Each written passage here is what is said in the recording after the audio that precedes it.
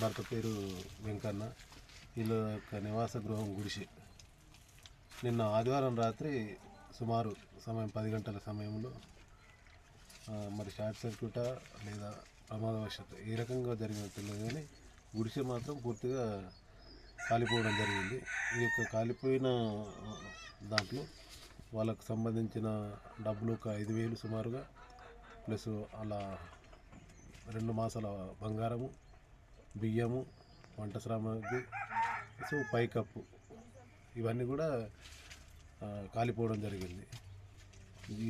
ఈ విషయాన్ని పంచనామా ద్వారా మేము తహసీల్దార్కి సమర్పిస్తాము.